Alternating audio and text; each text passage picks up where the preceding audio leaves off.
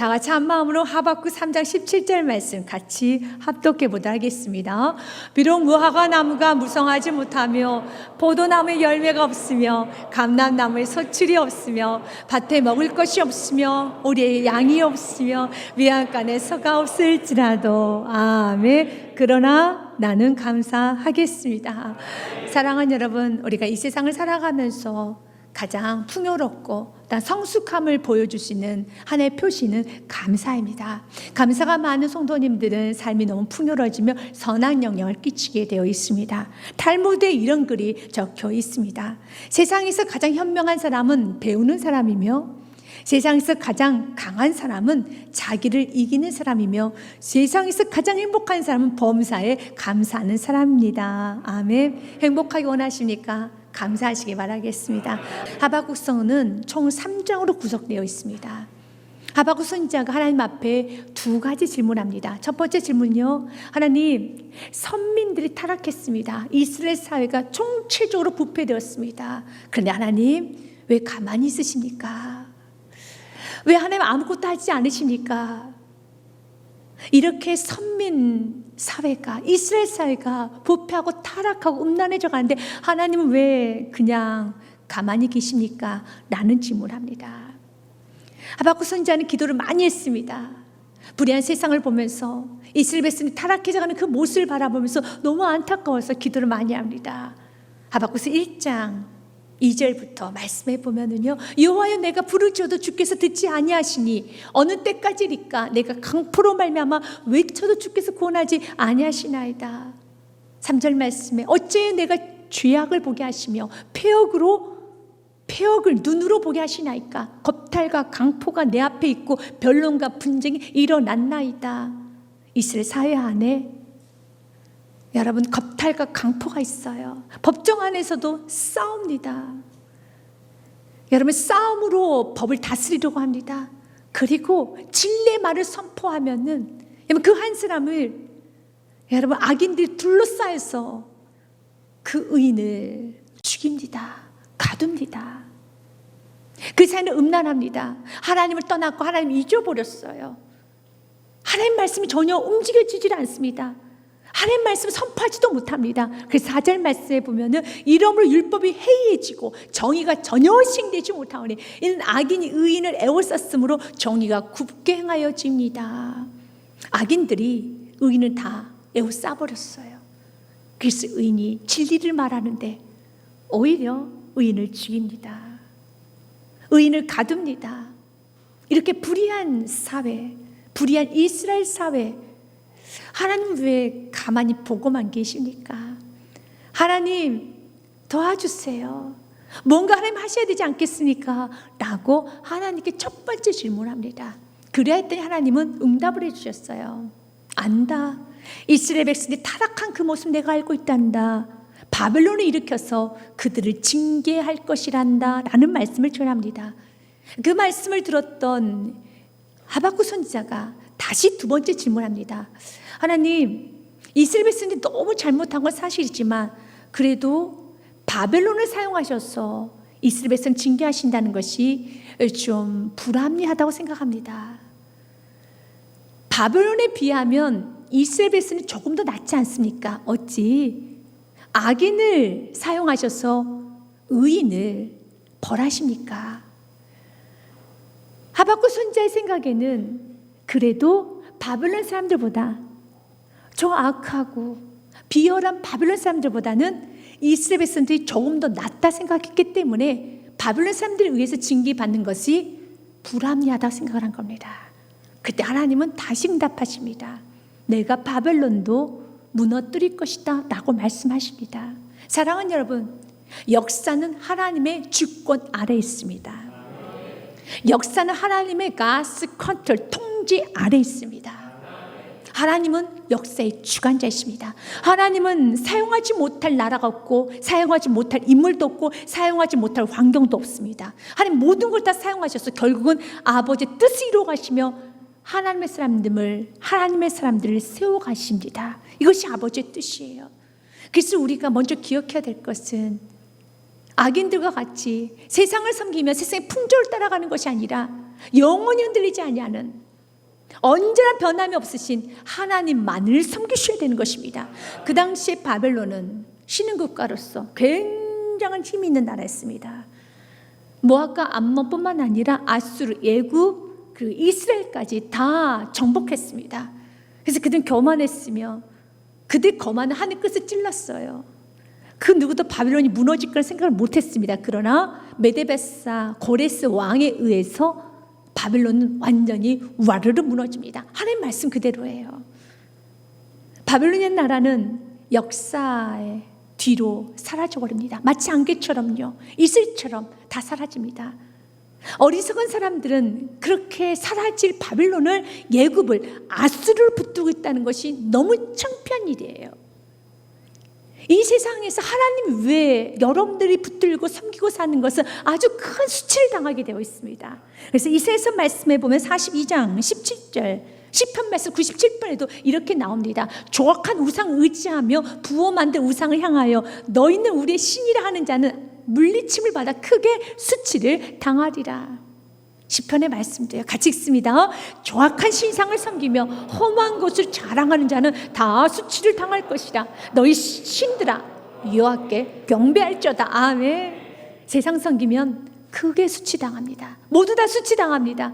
이스라엘 백성들 바벨론 섬겼어요. 애굽 섬겼어요. 근데 애굽에게 버림받고 바벨론에게 청복받고 너무 큰 수치죠.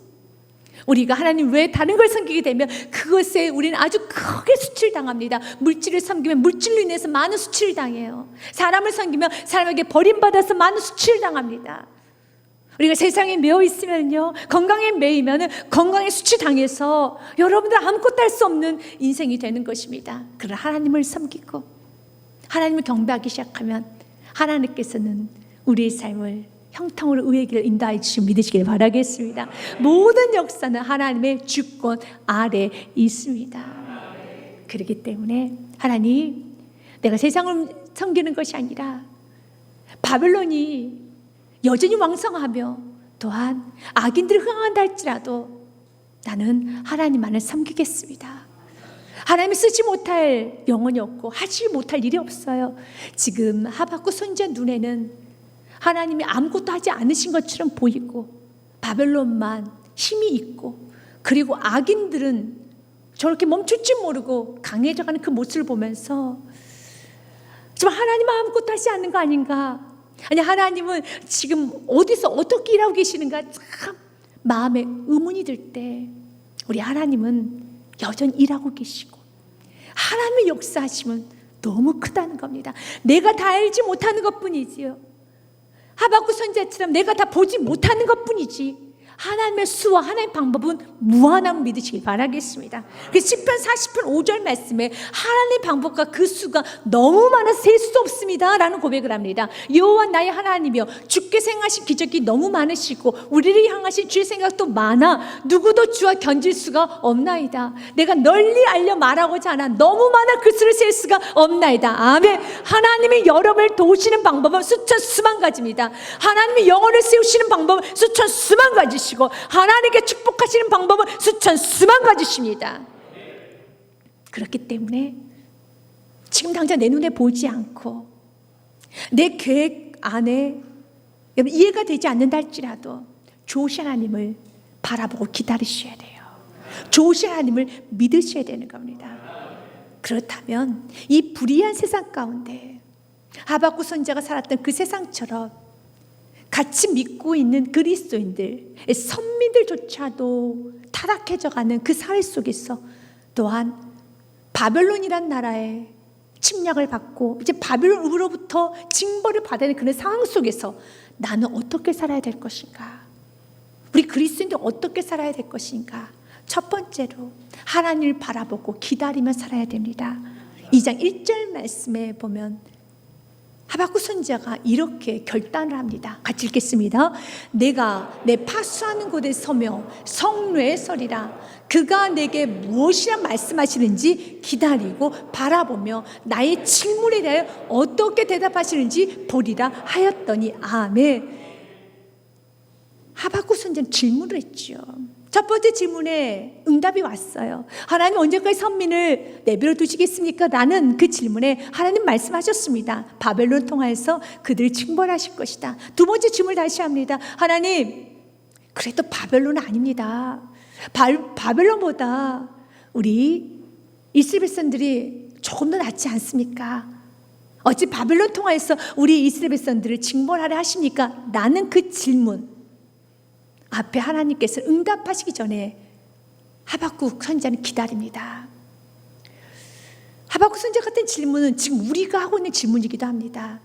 하나님, 내가 죄를 많이 지었기 때문에 징벌을 받긴 받아야 되는데 너무 과하다고 생각이 듭니다. 이스라엘 백성들이 징벌 받아야 되는 건 마땅한 거지만 바벨론 사람들로부터 징벌 받는 것은 불합리하게 느껴지는 것처럼 내가 징벌을 받고 고난을 받는 것은 마땅한 일이지만 그 고난의 양이 너무 크고 고난의 시간이 너무 길게 느껴집니다. 이것이 지금 하박국 선지자의 말이에요. 하박국 선지자는 그 질문에 대한 응답이 올 때까지 오늘 그는 하나님을 기다리고 바라봐요. 우리도 그렇게 해야 돼요. 그러면 하나님께서 응답을 주세요. 그 응답이 어디로 가는지 아십니까? 하박국 3장으로 갑니다. 구원의 하나님을 인하여 감사합니다.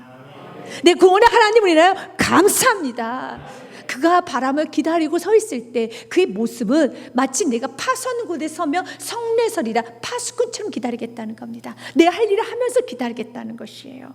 파수꾼이 해야 되는 일은 적들이 침입하나 침입하지 않나 적들의 동태를 파악하는 일입니다. 어제도 그제도 아무 일어나지 않았습니다. 그러나 파수꾼은 어제 그제도 아무 일어나지 않고 오늘 또 일어나지 않아도 내일 다시 긴장하는 마음으로 또 그 자리에 서 있어야 돼요. 그게 파수꾼의 역할인 것처럼 하박국 선지자는 나는 파수꾼처럼 어제도 하나님께서 특별히 말씀하시지 않으셨고 그제도 그 부분에 대해서 나에게 말씀하지 않으셨고 오늘도 말씀하지 않으셔도 나는 오늘 내 할 일을 해가면서 우리 그리스도에서 마땅한 일 해가면서 주님을 바라보고 기다릴 때 하나님은 때가 되면 응답하여 주십니다.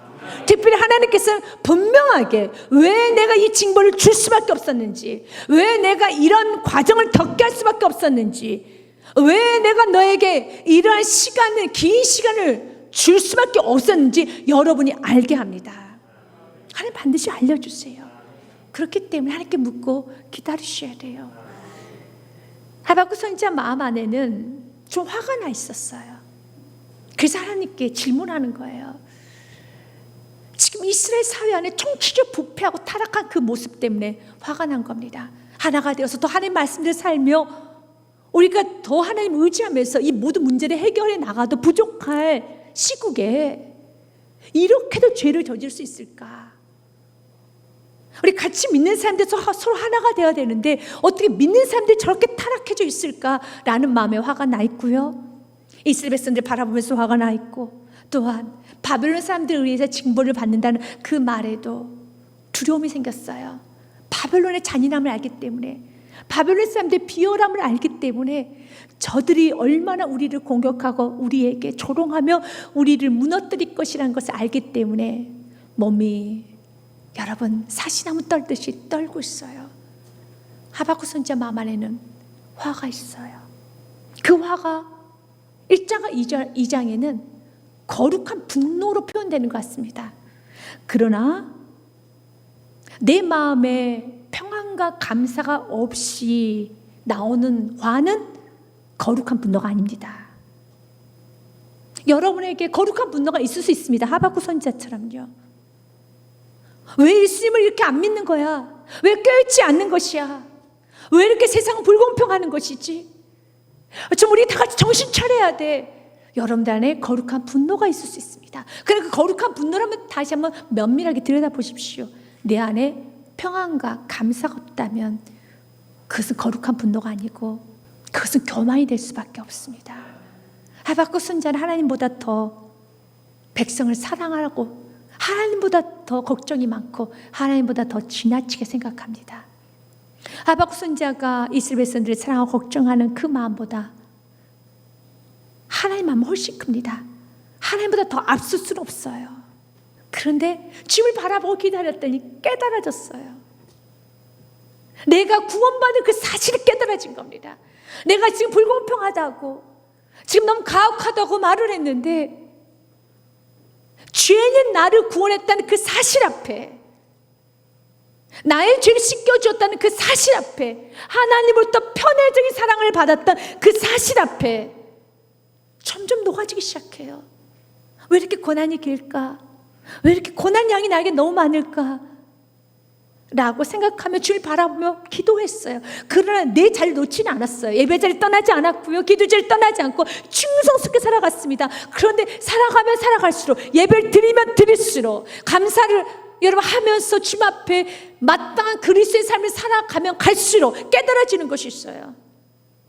내가 구원받았다는 그 사실, 내가 죄 씻음 받았다는 그 사실, 그 사실이 너무 크게 다가옵니다. 그래서 하박국 3장은 넘어가는 겁니다. 주님, 아무것도 없어도 내가 구원받은 그 이유 하나만으로 난 평생 기뻐할 수 있습니다.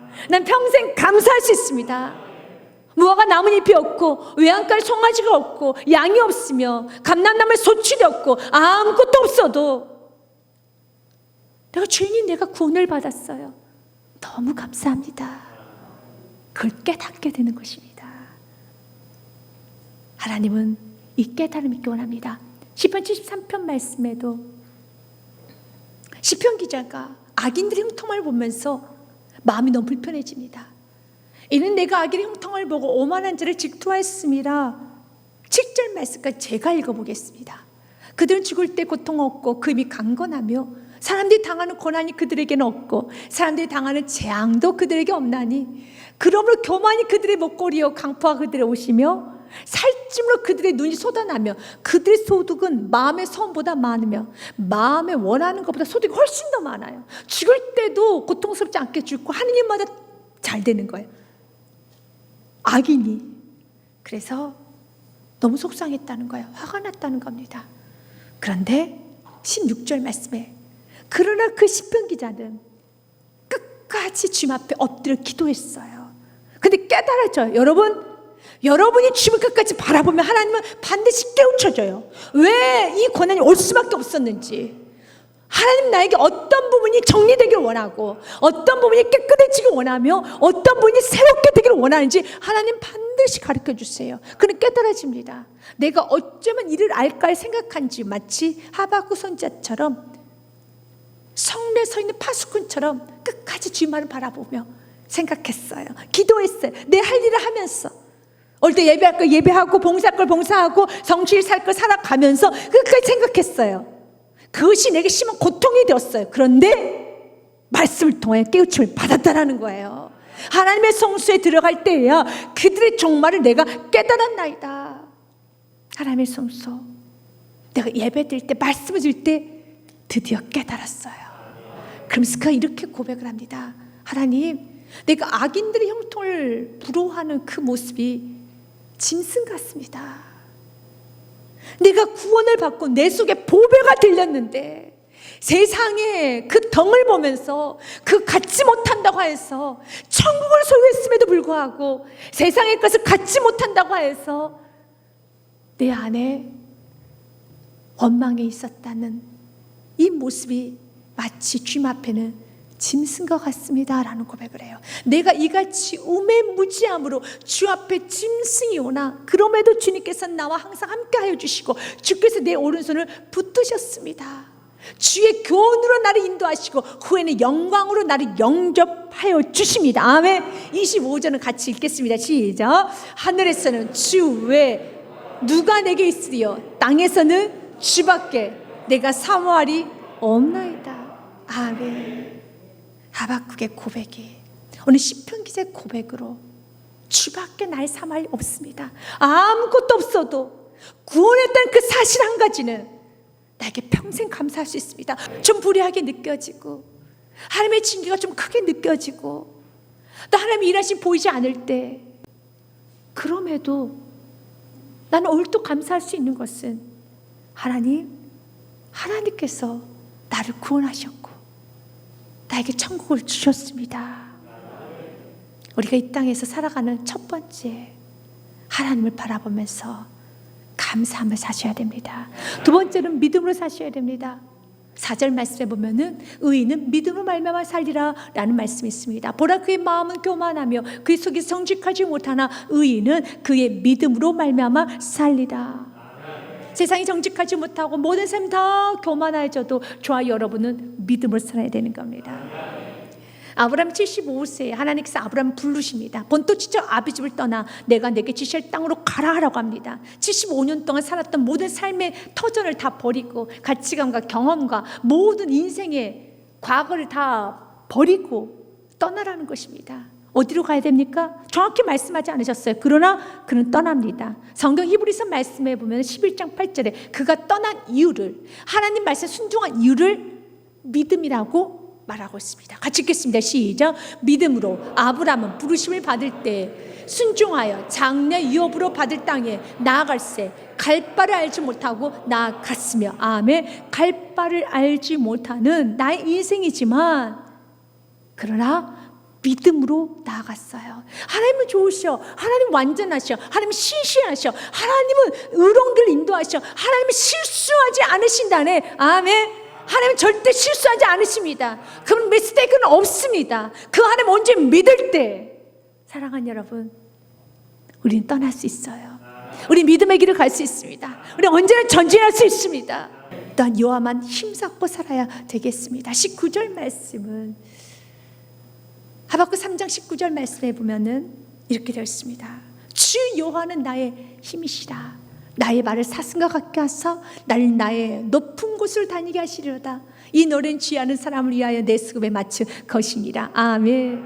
하박국 1장은 하박국 선지자가 무거운 마음으로 시작을 했어요. 그래서 질문한 겁니다. 하나님, 어느 때까지 가만히 있으시겠습니까? 너무 고통스럽습니다. 그러나 하박국의 마지막 장은 내가 여호와로 말미암아 내가 구원의 하나님으로 말미암아 기뻐한다고 춤을 추는 장으로 마무리를 하면서 주님은 나의 힘이십니다. 지금 내 마음과 몸은, 지금 내 인생은 사슴과 같습니다. 사슴 본 적 있습니까? 정말 가벼워요. 그가 뛰어다니는 그 모습이 너무 가벼워요. 하박국의 처음은 무거웠어요. 마음도 무겁고 몸도 무겁고 세상의 모든 짐은 다 지고 있었습니다. 그러나 이제 그가 짐을 힘쓰고 살아가기 시작할 때 그 짐이 다 사라졌어요. 혹시 여러분의 지금 마음과 몸이 굉장히 무겁고 모든 게 짐처럼 느껴지며 온 우주가 나를 다 짓누르는 것처럼 땅속으로 꺼져 들어갈 것처럼 여러분 느껴진다라면 다시 주님을 힘삼으십시오.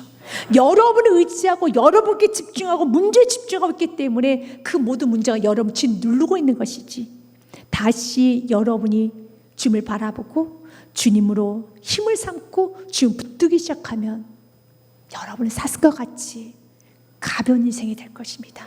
뛰어가는 인생이 될 것입니다. 주님 약속합니다. 주 여호와를 힘삼고 살아가는 자의 발을 사슴과 같게 하여 주실 것이고요. 어디로 인도하신가? 높은 곳으로 다니게 하여 주신다고 약속하고 계십니다. 높은 곳으로 하나님은 회복시켜 주십니다. 반드시 때가 되면 응답하여 주십니다. 하박국서 2장 3절 말씀에 보면 하나님께서는요 말씀하셨어요. 이 묵시는 정한 때가 있나니 그 종말이 속히 이르겠고 결코 거짓되지 아니하리라. 비록 더딜지라도 기다리라. 지체되지 않고 반드시 응하리라. 믿으십니까? 반드시 아버지의 뜻이 이루어지게 되어 있어요. 아버지의 가스 플랜, 하나님의 계획대로 모든 것이 이어져 가게 되어 있습니다. 그 하나님의 계획은, 하나님이 여러분을 향한 계획은 자비입니다. 긍휼입니다. 풍성함이고, 하나님께서는 하박국을 다시 감사할 사람을 만드셨던 것처럼 하나님은 여러분을 만드십니다.